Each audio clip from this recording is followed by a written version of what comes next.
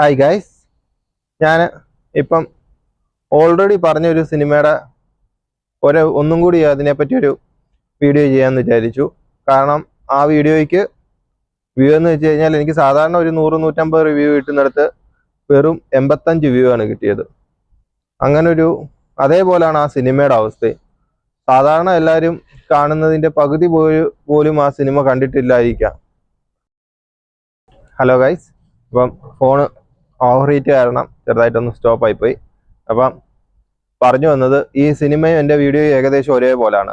സാധാരണ 100-150 പേര് കാണുന്ന വീഡിയോ ഒക്കെ ഇത് കണ്ടത് 85 പേര്, 86 പേര്. അത് ഞാനിപ്പോൾ ഷെയർ ചെയ്ത് കൊടുത്തതിന് ശേഷമാണ് കുറച്ചുകൂടി വ്യൂ കയറിയത്. അതുപോലെ നിൽക്കേണ്ട ഒരു സിനിമയല്ല ഇത്. എല്ലാവരും കണ്ടു നോക്കുക. അതിൻ്റെ ഡീറ്റെയിൽഡ് ആയിട്ടുള്ള വീഡിയോ ഞാൻ ഐ ബട്ടണിൽ കൊടുത്തിരിക്കാം, അല്ലെങ്കിൽ നിങ്ങൾക്ക് ലാസ്റ്റ് നോക്കാൻ പറ്റും.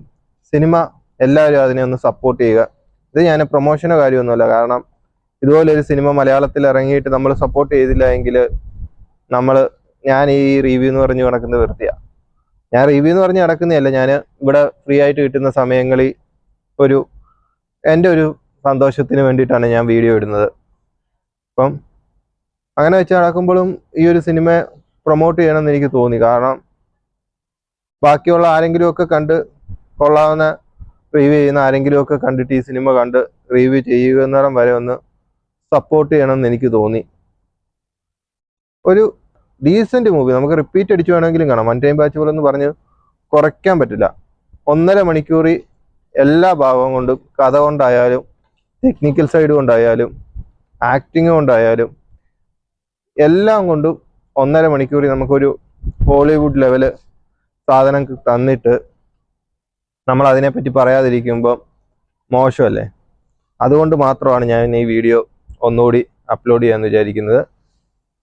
അപ്പം നിങ്ങൾ ഈ സിനിമ കണ്ടു നോക്കൂ. ഇതിനെപ്പറ്റി ഒന്നും അറിയാതെ കണ്ടു നോക്കിക്കോ. അത് നിങ്ങളെ പൂർണ്ണമായിട്ടും തൃപ്തിപ്പെടുത്തും. അതിന് ഞാൻ ഉത്തരവാദി.